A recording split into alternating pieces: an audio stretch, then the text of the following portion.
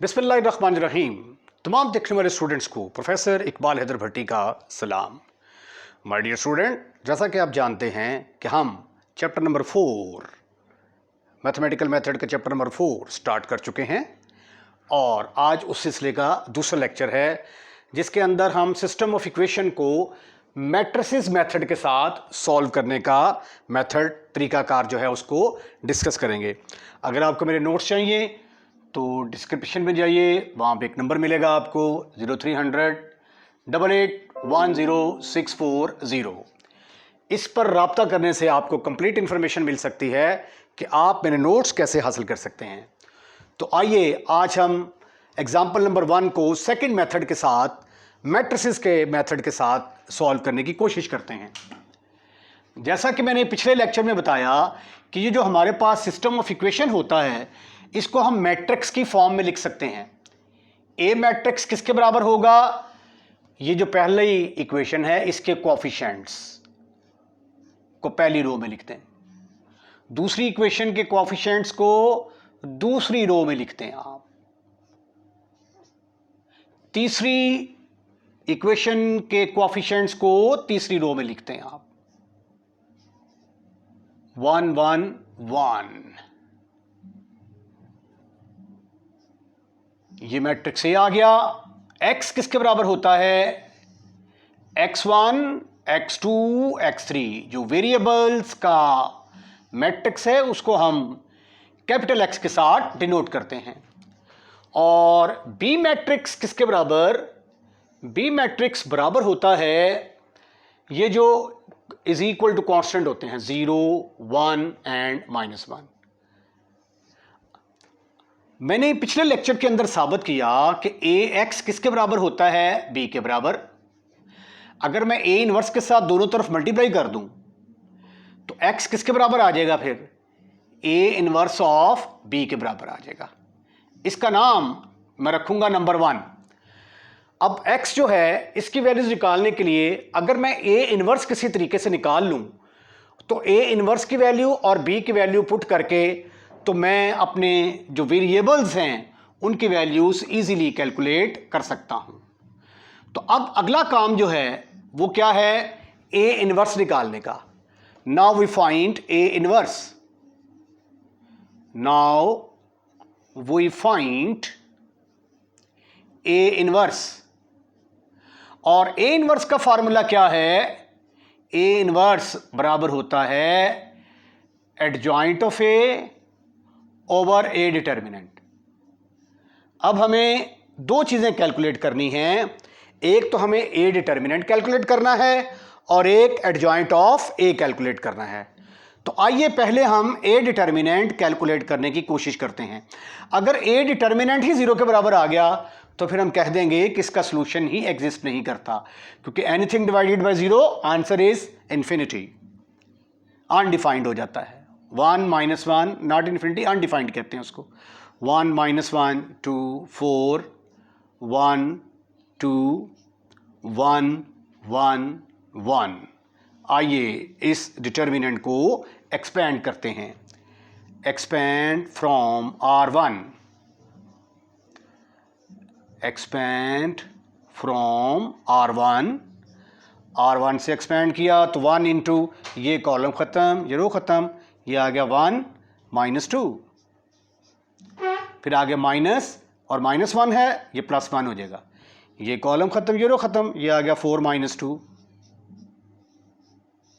उसके बाद फिर आ गया +2 इंटू ये कॉलम खत्म, ये रो खत्म, 4 -1। डिटर्मिनेंट एक्सपेंड करने का तरीका चैप्टर नंबर 5 में सिखा चुका हूं मैं आपको। इसका आंसर आ गया -1 +2 +6, 6 और 2 8, 8 में से एक निकाला बाकी रह गया 7, which is not equal to 0। Therefore एक बात तो कंफर्म है कि इसका सॉल्यूशन एग्जिस्ट करेगा। जगह चूंकि कम है हमारे पास तो इसलिए उसको यूटिलाइज करने के लिए मैं यहां पे लाइन लगाता हूं। अब हम ऐसा करते हैं कि ए डिटर्मिनेंट तो निकाल लिया, अब एडजॉइंट ऑफ ए निकालना है। Now we find adjoint of A. Now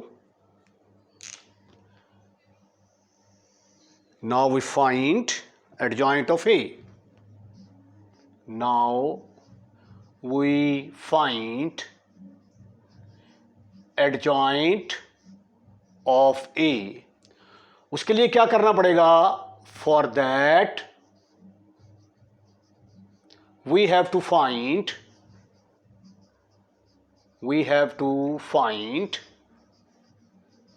matrix of cofactor. Matrix of cofactor. Matrix of cofactor किसके बराबर होता है? ये A लिखते हैं आप C, ये होता है जी matrix of cofactor A11, A12, A13, A21, A22, A23, A31, A32, A33। ठीक है। अब ये कोफैक्टर कैसे निकालते हैं? A11 निकालने का तरीका, A12 निकालने का तरीका, ठीक है, A13 निकालने का तरीका। ये जो कोफैक्टर हैं, ये कोफैक्टर कैसे निकालते हैं, ये मेथड मैं आपको बताता हूं। अच्छा, मैट्रिक्स के अंदर ये जो पहला एलिमेंट होता है ना, इसको कहते हैं ना A11, पहली रो पहले कॉलम वाला एलिमेंट, पहली रो दूसरे कॉलम वाला एलिमेंट, पहली रो तीसरे कॉलम वाला एलिमेंट। ये दूसरी रो शुरू हो गई, दूसरी रो पहला कॉलम, दूसरी रो दूसरा कॉलम, दूसरी रो तीसरा कॉलम, ये तीसरी रो पहला कॉलम, तीसरी रो दूसरा कॉलम, तीसरी रो तीसरा कॉलम, राइट। तो ये वाला जो स्मॉल A11 है, ये एक एलिमेंट है और ये उस एलिमेंट का कोफैक्टर है, कैपिटल A11। अब यहां पे देखें कैपिटल A11 की पोजीशन क्या है? ये वाली है ना, ये पहली रो पहले कॉलम वाला एलिमेंट है, ठीक है। इसके ऊपर मैंने दायरा लगा दिया। अब A11 मैंने निकालना है, गौर से देखिएगा जरा। A11 इसका फार्मूला है -1 लिख के फार्मूले का, जो सबस्क्रिप्ट यहां पे हैं वो -1 की पावर में चले जाएंगे, ठीक है। ये -1 फार्मूले का है। अगर आप ये नहीं लगाना चाहते तो फिर ऑल्टरनेट लेने पड़ेंगे आपको, पहला प्लस, फिर दूसरे वाले को नेगेटिव से मल्टीप्लाई करेंगे, फिर प्लस, फिर माइनस, फिर प्लस, फिर माइनस, फिर प्लस, फिर माइनस, फिर प्लस, ठीक है। लेकिन बहरहाल ये है कि ये फार्मूला याद कर लें आप। -1 चूँकि 1 1 है, पहली रो पहला कॉलम, अब 1 1 की पोजीशन ये वाली है। अब इसके नीचे वाला कॉलम खत्म हो जाएगा, इसके सामने वाली रो खत्म हो जाएगी। अब आपको ऑर्डर 2 का डिटर्मिनेंट नजर आएगा, उसको आपने यहां पे लिख देना है 1 2 1 1 1 2 1 1। अब ऑर्डर 2 के डिटर्मिनेंट को एक्सपेंड करने का इंतहाई आसान तरीका है हमारे पास। ये देखिए -1 की पावर 2, अगर पावर इवन होगी तो जवाब प्लस आएगा, अगर पावर ऑड होगी तो माइनस आएगा। तो ये तो प्लस आ गया, 1 -2, तो आंसर आ गया जी A11 की वैल्यू मेरे पास किसके बराबर आ गई? -1 के बराबर। तो इतनी स्ट्रगल के बाद मैं सिर्फ और सिर्फ A1 कैलकुलेट करने में कामयाब हुआ हूं। A11 कैलकुलेट कर लिया, ठीक है। उसके बाद अब मैं A12 A13 ये सारी 9 की 9 वैल्यू निकालूंगा। अब ये देखें, ये अगर ऑर्डर 3 का है तो कोफैक्टर निकालना कितना आसान है। अगर ऑर्डर 4 का हो तो जब कोफैक्टर निकालेंगे तो जहाँ पर डिटर्मिनेंट बनेगा वो ऑर्डर 3 का डिटर्मिनेंट बनेगा। तो इसलिए ये वाला मेथड, जब नंबर ऑफ इक्वेशंस 3 से ज़्यादा हो जाएं तो वहाँ पे ये मेथड एप्लीकेबल नहीं है। अगर number of equations are not equal to the number of variable, तब भी ये मेथड वहाँ पे एग्जिस्ट नहीं करता, क्योंकि जब तक डिटर्मिनेंट हमेशा स्क्वायर मैट्रिक्स का एग्जिस्ट करता है, उसके लिए नंबर ऑफ वेरिएबल्स और नंबर ऑफ इक्वेशंस की तादाद बराबर होनी चाहिए। आइए अब हम A12 कैलकुलेट करने की कोशिश करते हैं। A12 किसके बराबर आएगा? -1 फार्मूले का। अब चूंकि 1 2 है तो पावर 1 + 2 आ गई। अब A12 की पोजीशन कौन सी है भाई? A12 की पोजीशन ये वाली है, यानी पहली रो दूसरे कॉलम वाला एलिमेंट, ये वाला एलिमेंट, ये वाला। अब इसके नीचे वाला कॉलम खत्म और इसके सामने वाली रो खत्म। आपको क्या नजर आया? 4 2 1 1, 4 2 1 1। यह आ गया -1, इसको एक्सपेंड करेंगे तो 4 - 2, 4 में से 2 निकाले बाकी रह गए 2, तो -2 आंसर आ गया A12 का। तो आप A12 निकालने में कामयाब हो चुके हैं। इसको भी हम डिब्बे में बंद कर देते हैं, कहीं ये भाग ही ना जाए। ये मैंने इसको ब्लॉक कर दिया डिब्बे के अंदर, राइट। अब हम कैलकुलेट करते हैं A13 की वैल्यू, राइट। आइए देखते हैं कि A13 किसके बराबर आता है। A13 -1 फार्मूले का, अब 13 है तो 1 + 3 ऐड हो जाएंगे। अब 13 की पोजीशन ये वाली है। अब ये वाला कॉलम खत्म, ये वाली रो खत्म। जो डिटर्मिनेंट आपको नजर आ रहा है 4 1 1 1, ये देखिए जरा 4 1 1 1, वो यहां पे लिख दें आप 4 1 1 1। -1 की पावर 4 + 1 आएगा, 4 - 1, योर आंसर इज 3। तो ये हमारे पास A13 की वैल्यू निकल आई। A13 इसको भी हम पैकिंग में कर देते हैं ताकि हमें बाद में वाज़िया तौर पे नजर आइए। A13 निकाल लिया। अब बारी आती है A21 की। A21 की पोजीशन ये वाली है, तो 4 का कोफैक्टर निकालना है हमने। A21 -1 की पावर कितनी आ जाएगी, 2 + 1। अब इसके लिए ये देखें, ये वाला 4 के सामने वाली रो खत्म, इसके सामने वाला कॉलम खत्म। आपके पास -1 2 1 1 आ गया।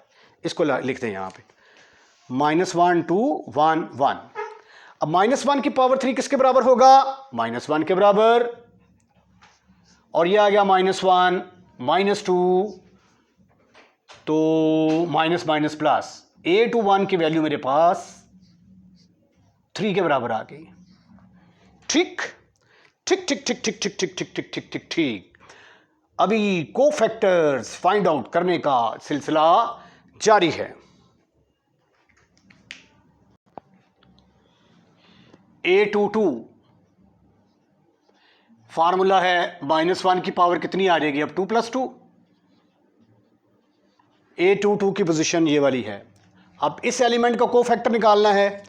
इसके सामने वाली रो खत्म और ये कॉलम खत्म। हमारे पास 1 2 1 1 आ गया जी। 1 2 1 1 1 2 1 1।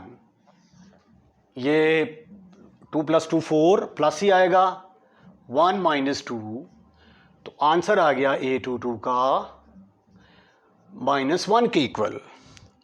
इसको करते हैं जी डिब्बे के अंदर बंद। अब बारी आती है A23 की। A23 -1 की पावर 2 + 3, 2 3 की पोजीशन ये वाली है। ये वाला कॉलम खत्म, ये वाली रो खत्म, तो बच गया हमारे पास 1 - 1 1 1 1 1 1 1। ये -1 आ गया, -1 + 1 हो गया, तो A23 की वैल्यू आ गई -2। 3 वैल्यूज अभी बाकी हैं, अभी उनको हमने कैलकुलेट करना है। उसमें एक वैल्यू है A31, फार्मूला है -1 की पावर 3 + 1। A31 की पोजीशन ये वाली आ गई। अब ये वाली रो खत्म, ये वाला कॉलम खत्म। जो डिटर्मिनेंट नजर आया -1 2 1 2, -1 2 1 2, -1 की पावर 4, आंसर प्लस ही आएगा, -2 -2। A31 की जगह पे आ गया -4।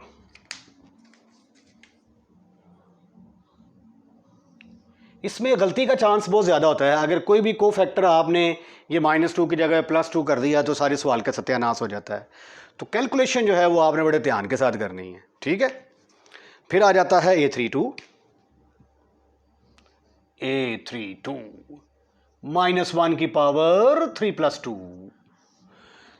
A32 ये वाली रो खत्म, ये कॉलम खत्म। 1 2 4 2 1 2 4 2। दिस इज इक्वल टू 2 -1 आ जाएगा ये, क्योंकि पावर ऑड बनती है ना 5, -1 इंटू 2 - 8, तो -6 + 6 आ गया जी। A32 की value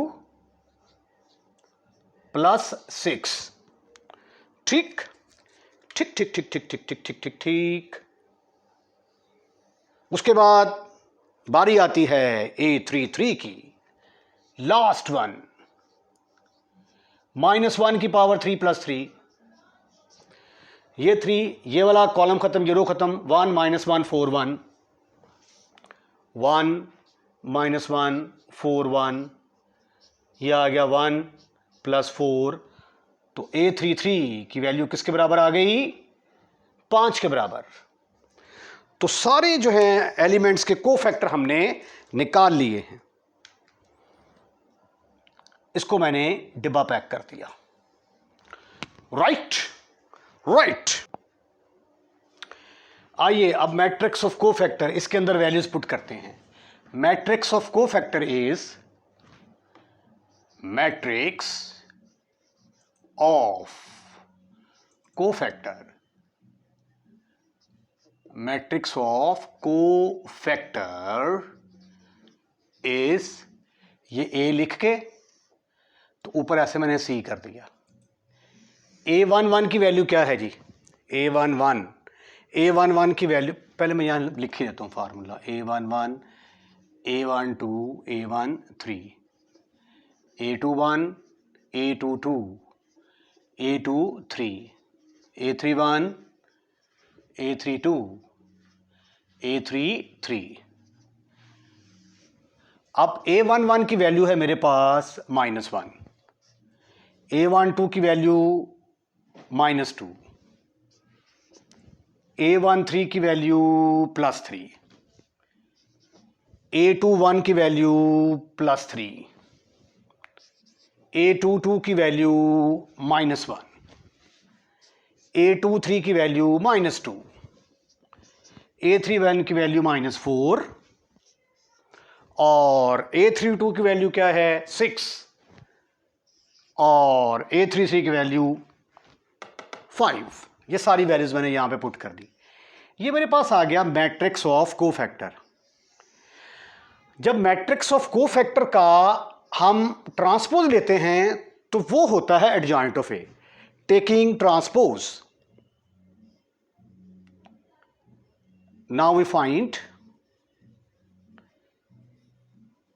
adjoint of A. Taking transpose,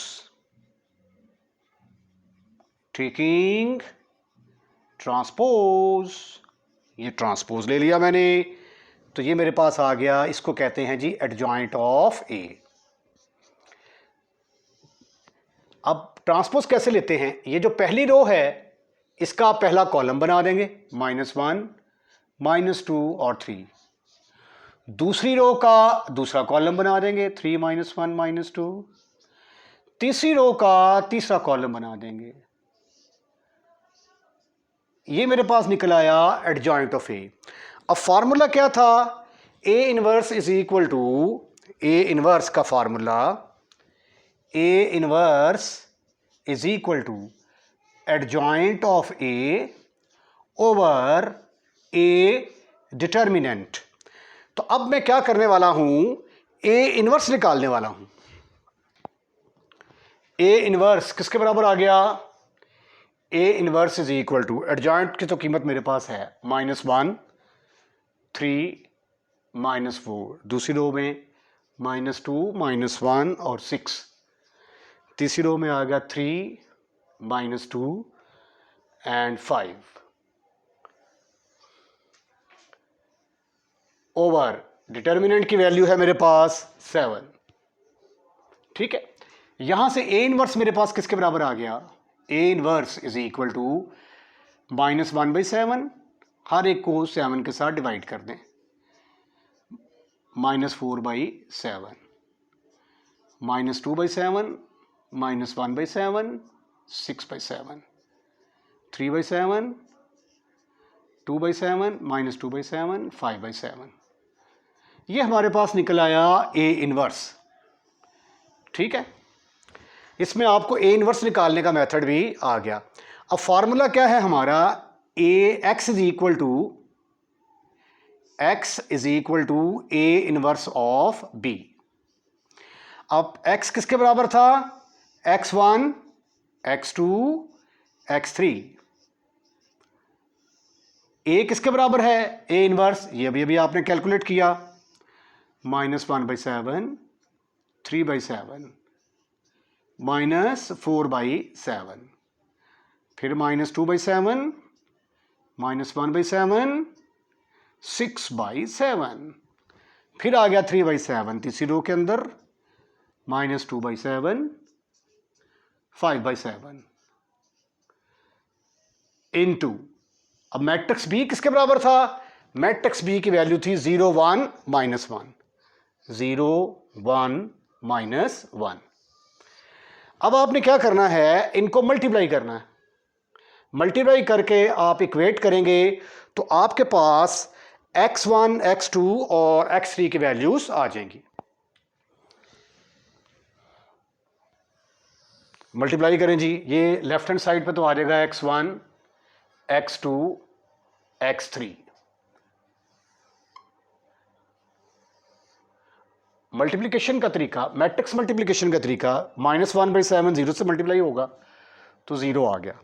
3/7 को 1 से मल्टीप्लाई करेंगे तो 3/7, और फिर -4 को इससे मल्टीप्लाई करेंगे तो माइनस प्लस 4/7 आ गया। उसके बाद दूसरी रो को पकड़ें, इस कॉलम के साथ मल्टीप्लाई करें, इससे मल्टीप्लाई हुआ 0 आ गया। -1 इससे मल्टीप्लाई हुआ -1/7, 6/7 -1 से मल्टीप्लाई होगा -6/7 आ गया। उसके बाद तीसरी रो जो है इससे मल्टीप्लाई होगी, आंसर 0, ये इससे मल्टीप्लाई होगा -2/7, ये इससे मल्टीप्लाई होगा -5/7 आ गया। ठीक ठीक ठीक ठीक ठीक ठीक ठीक ठीक ठीक ठीक, ये बन गया। इस कैल्शियम लेंगे 4 और 3, 7/7, ये -6 और 1, -7/7, ये भी -7/7 आ गया। कैंसिल हो गया, यहां पे आ गया 1, ये आ गया -1, ये आ गया -1। x1, x2, x3, जब दो मैट्रिक्स आपस में इक्वल हों तो उनके कोरस्पॉन्डिंग एलिमेंट आपस में बराबर होते हैं। तो x1 की वैल्यू किसके बराबर निकल आई, 1 के बराबर। x2 किसके बराबर निकल आया, -1। x3 किसके बराबर निकल आया, -1। तो यही वैल्यूज हैं जो हमने कैलकुलेट करनी थी, x1, x2 और x3। तो दूसरे मेथड के साथ भी आपने देखा कि आंसर सेम आया। क्योंकि ये मेथड थोड़ा लेंथी है तो इसलिए आज हम इससे अगला मेथड डिस्कस नहीं करेंगे। आज के लेक्चर को यहीं पे वाइंड अप करते हैं। अगले लेक्चर के अंदर मैं बहुत इंपॉर्टेंट जो है ना मेथड डिस्कस करने जा रहा हूँ। आगे पूरे चैप्टर के अंदर वही मेथड डिस्कस होंगे। एक है गासियन एलिमिनेशन मेथड और एक गासेस जॉर्डन मेथड। तो सारे क्वेश्चन जो बाकी मानदा एक्सरसाइज के आएंगे हम उसी मेथड के साथ डिस्कस करेंगे। तो इसके साथ ही आज का लेक्चर जो है हम यहीं पे इसको वाइंड अप करते हैं। अगर आपको हमारी वीडियो पसंद आई है तो इसको लाइक ज़रूर कीजिएगा और लाइक करने के बाद दोस्तों में शेयर करना मत भूलिएगा। और अगर आपने हमारा चैनल सब्सक्राइब कर दिया है तो थैंक यू वेरी मच। और अगर आपने हमारा चैनल सब्सक्राइब नहीं किया तो बड़ा मेहरबानी, जब आप वीडियो वॉच कर रहे होते हैं तो रेड कलर का लिखा हुआ आ रहा होता है सब्सक्राइब, जस्ट आपने उसको टच करना है, चैनल सब्सक्राइब हो जाएगा, जिसके कोई भी एक्स्ट्रा चार्जेस नहीं हैं। इससे जो है ये हमें अंदाज़ा होता है कि हमसे मोहब्बत करने वालों की तादाद ज़्यादा है। अपना ख्याल रखिएगा, अगली वीडियो का इंतज़ार कीजिएगा। अल्लाह हाफिज़।